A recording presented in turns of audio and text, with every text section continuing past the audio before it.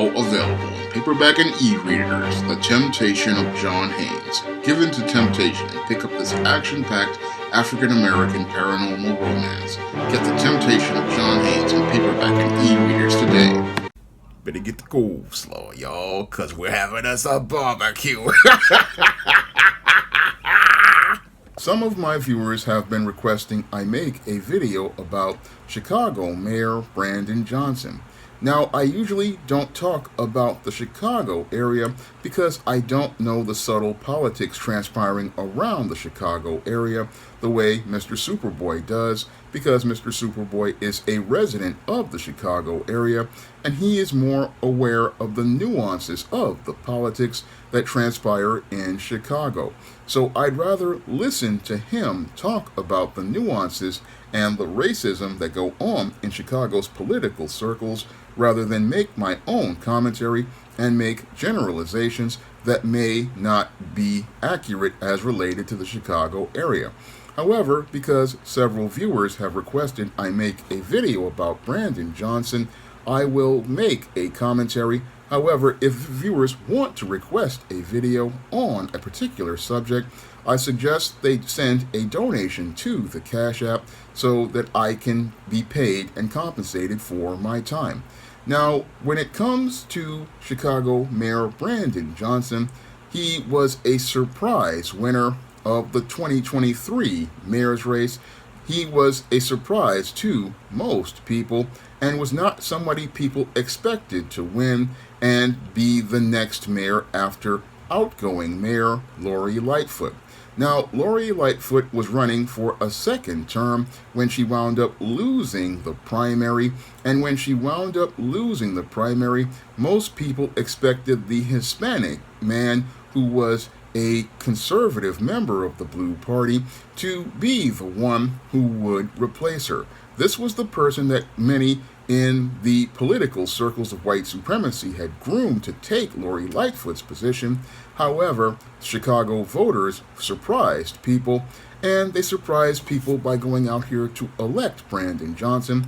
And I believe the reason why they elected Brandon Johnson was mostly on emotion and also based on the color of his skin, not really taking a critical look at the content of his policies or looking at his previous voting record. Now, when I look at Brandon Johnson, he basically was what I call a bootlick in disguise, and very similar to what I saw with what I believe was the St. Louis State Assembly, and I believe this was a pair of politicians in Missouri that went out here and were presenting themselves as these sort of pro-black candidates because they were kicked out of the Missouri legislature. And these two individuals, these two black males, one of them I believe had a big afro and a mustache. The other one I believe had some sort of press and curl. These two guys went out here and they were making fiery speeches like black pastors, and they made it look like that they were for the people. However, once people like Jason Black and Professor Black Truth began doing the paperwork, they quickly found out that these two individuals were part of a new class of black politician I like to call the stealth bootlick. Now, the stealth bootlick is an individual who, like New York Mayor Eric Adams, likes to present a facade that they are so-called pro-black on the outside, and they like to go out here and pander to black voters, making it look like they are looking to create a improvement in quality of life for black people, and oftentimes use many talking points from new black media, and also like to go out here and appeal to the black masses, primarily using the color of their skin as a gimmick to sell themselves. And as they use the color of their skin to sell themselves, they go out here and appeal to the emotions of black voters who believe that because this candidate is black, this candidate is looking to support them and looking to make changes to improve their quality of life. Many of these politicians, like those two members of the Missouri State Legislature and New York Mayor Eric Adams, what they do when they're running for office is again use their black skin as a gimmick to sell themselves as they tell black voters what they want to hear. And as they tell black voters what they want to hear, many black voters go out here, and because they are not really educated and informed as related to their background and not really educated and informed about their paperwork, they just get caught up in the rhetoric of what they're saying because they are black, not understanding that this is a Trojan horse who is being presented to you to be slipped into office. And once that person is slipped into office and given political power, their allegiances are not to looking to empower black people. No, they are loyal to the institutions of white supremacy.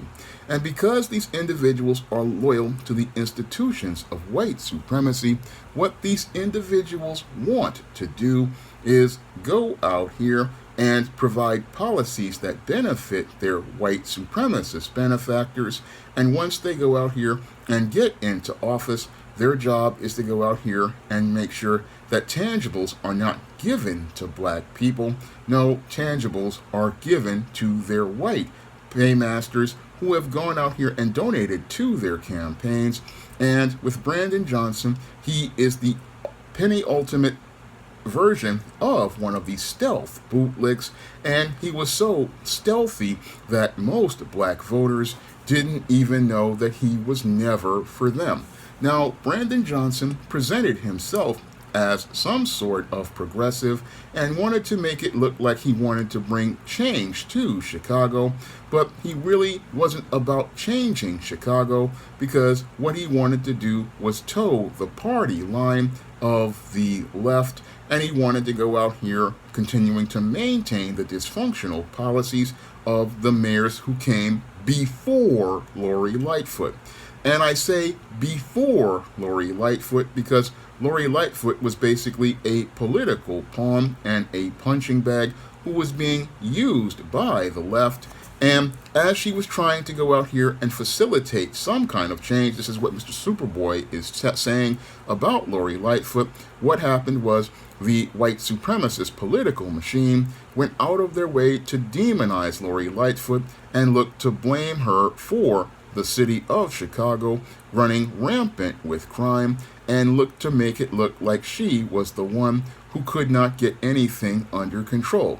Now, this is the same game that was played on New York's first black mayor, David Dinkins, who was dealing with the corruption of two previous mayors, Abe Beame and Ed Koch, who had basically run the city straight into the ground, and what they wanted to do was find a black face to be the face of the failures of the two previous white candidates.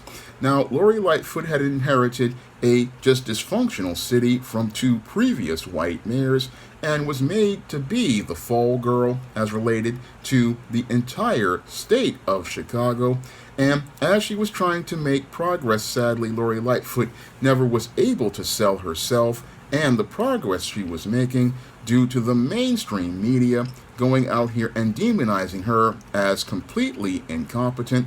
And as they demonized her as being completely incompetent, this is what led to her winding up losing the primary in 2023.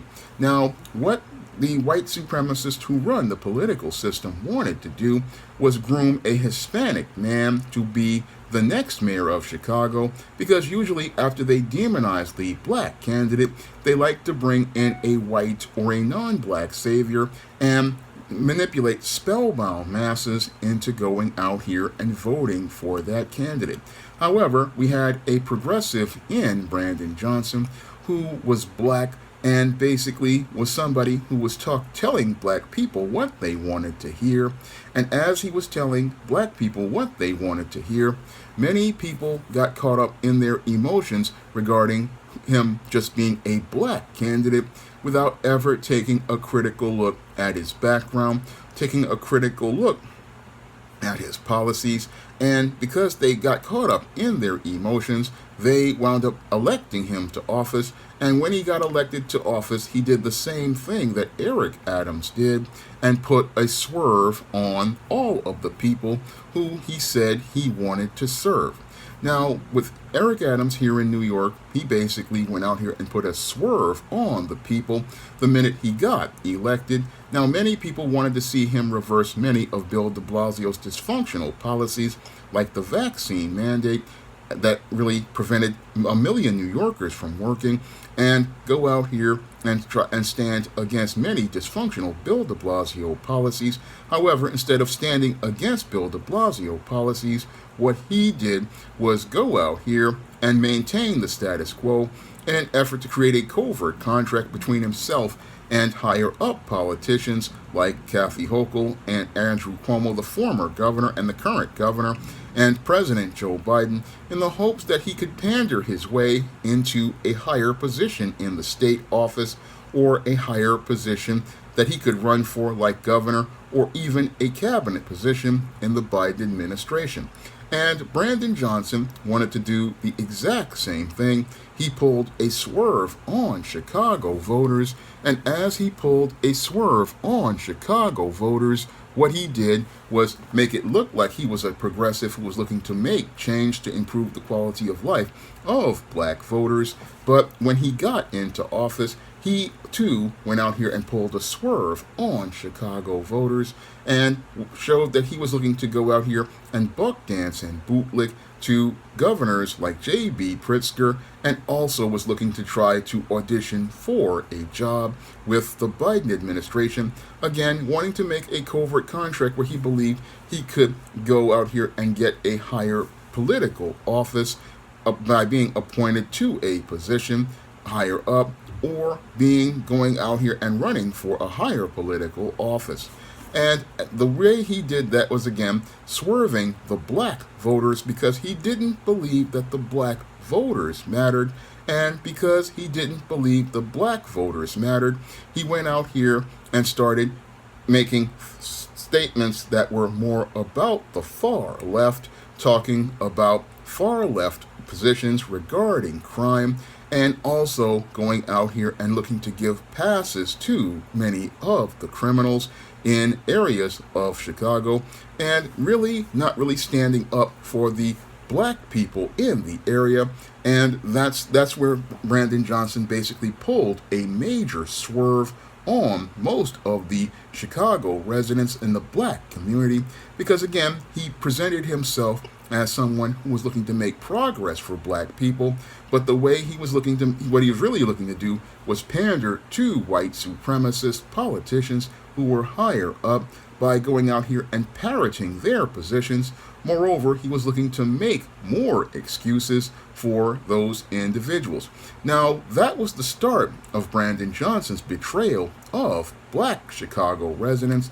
He further went to betray black Chicago residents by not looking to stand to protect black communities from the onslaught of gentrification. And as Governor Greg Abbott began shipping migrants up to Chicago, this is where Brandon Johnson stabbed Chicago residents right in the back. Now, Brandon Johnson decided to go and toe the party line regarding sanctuary city policies that were established by Governor Pritzker, and instead of him looking to stand to protect black communities, what he did was wholesale sell out those black communities by going out here and supporting the migrants coming to mostly black areas. Now, Brandon Johnson was out here with taking Hispanic migrants and moving them into black communities, and this is where many people in the black community basically started to realize that Brandon Johnson wasn't the man that they thought he was, and that he did not have the integrity and character that he presented as related to being a so-called progressive. And instead of him being progressive, he was just another bootlick who was looking to toe the party line as related to the mayors who came before Lori Lightfoot. And this is where many of the bamboozled residents of Chicago realized that they had been bamboozled by a candidate who basically manipulated people based on their emotions by telling them what they wanted to hear. And then once he got into office, he decided to go out here and show that who he was really loyal to. And this was the major slap in the face that many Chicago residents are dealing with regarding Brandon Johnson. They thought that because this guy was skinfolk, he was kinfolk, and they thought that once they put a person with the same skin color, that he would be someone looking to serve them in the executive branch and look to bring tangibles to black communities. But Brandon Johnson, ever since he got into office, was looking to serve brown and non-black people, and even worse, illegals who came to Chicago and were bussed there by Greg Abbott and put black voters at the back of the line, a complete betrayal to black people. But this is what happens, sadly, when black people don't see the subtle politics transpiring around them. And because they don't see the subtle politics transpiring around them, they don't really see the bigger picture as related to any candidate who is a good talker. And again, when you're dealing with politics, you really cannot go on what they're saying. No, like a black man who deals with a black woman, you have to go by their actions. And again, when we look at Brandon Johnson's actions and possibly his past record, he really was not loyal to black people. No, he was what I call the stealth bootlick. And again, the stealth bootlick, what they do is they know that many black people are the least politically educated. And again, most black voters usually are ones who vote straight down a ticket without ever taking a critical look at their candidates. Moreover, they don't really understand the political process, and because they don't understand the political process, they just take the candidates that are placed in front of them instead of understanding that you just cannot vote for a candidate that is presented to you. No, like the late David Carroll talked about in many of his classic masterpieces, he let everybody know what the political process is as related to getting an agenda pushed through. And the whole point of an agenda is that you, black people, have to go out here and come together. And as you come together to create your agenda, you then go out here and pick your own candidate. And once you pick your own candidate, that candidate is accountable to you. And if that candidate is accountable to you, it is their job to bring the tangibles back to your community in terms of policy, in terms of earmarks, and in terms of allocating funds. It is their job to be accountable to you. And if that candidate does not go out here and bring you tangibles and create policies that benefit you, what you do is fire that candidate in the next election. Unfortunately, many black people don't understand this process and just vote blue no matter who. And again, most people voted for blue Brandon Johnson, believing a black man was looking to serve them. But what Brandon Johnson was looking to serve was himself, and again used the political ignorance of black people who were voting on emotion regarding all the crime they thought they were hearing about in the mainstream media and hearing about the incompetence of Lori Lightfoot. They wanted to go out here and vote for the black candidate over the Hispanic candidate, believing that this black man was going to go out here and do right by them. But he wasn't looking to do right at all. No, again, he used his black skin as a gimmick to sell himself as a so-called progressive, but we see that the progressive was just a wolf in sheep's clothing, a bootlick in disguise, and this bootlick in disguise basically showed that he was more loyal to the political machine of the Blue Party and was creating a covert contract where he thought he was going to be able to get another job for himself in the Biden administration or the Pritzker administration or even run for governor of Chicago. He had political ambitions that were bigger than the current job that he had, and he's more interested in, again, serving the Blue Party's political machine rather than serving the black people of Chicago. And again, most black people, sadly, we have to start becoming more politically aware of these kind of bootlicks, because again, if you're not aware of these bootlicks, what they will do is play to your feelings, and that was a major component of the 2022 and 2023 elections. That was a major component that people were manipulated with their emotions.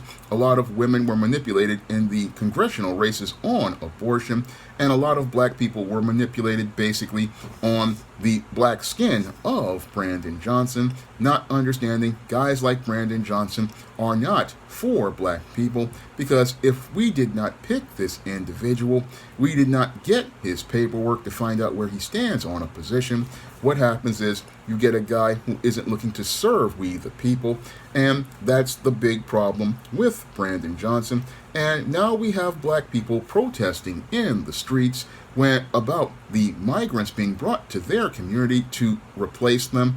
And as black people are sitting there protesting about these people being brought into their neighborhoods, they still are caught up in their emotions because they still don't understand the political process. Because again, if with the candidates that you vote for are not ones that you chose, they're not representing you, and that's the whole case with Brandon Johnson, who some call a woke candidate, but I call him a far-left bootlick. And this far-left bootlick, who's dressed up like a hipster, was more loyal to the white hipsters and white supremacy than empowering black people, and that's why you can't look at a candidate's appearance. No, all skin folk ain't kinfolk, and when it comes to Brandon Johnson ain't no kinfolk to black people. No, he's another person who's loyal to the system of white supremacy, the same way Eric Adams here in New York is loyal to white supremacy and is looking to do the dirty work of white supremacy, and is a black bootlick that is in a hipster disguise and was more than meets the eye. So when I look at Brandon Johnson, again, I just see, sadly, black people getting played. They got played because they voted on their feelings and not the facts. And because they voted on their feelings and not the facts, what happened to most black people is they voted for a candidate who was not about a black agenda, was not about empowering black people, wasn't about keeping black neighborhoods from being gentrified, wasn't about making sure that black children got jobs so we wouldn't see the chaos that we've seen in news reports in Chicago. I mean, we have a candidate who is not serving the people, but wants to go out here and bring migrants in who are not legal citizens. And this is the kind of guy who basically is going to get his ninja moment, just like Eric Adams did when Joe Biden threw him under the bus, and basically is going to suffer the same fate as Eric Adams, because always white supremacy breaks their toys, because once they finish using a black bootlick, they wind up breaking that bootlick.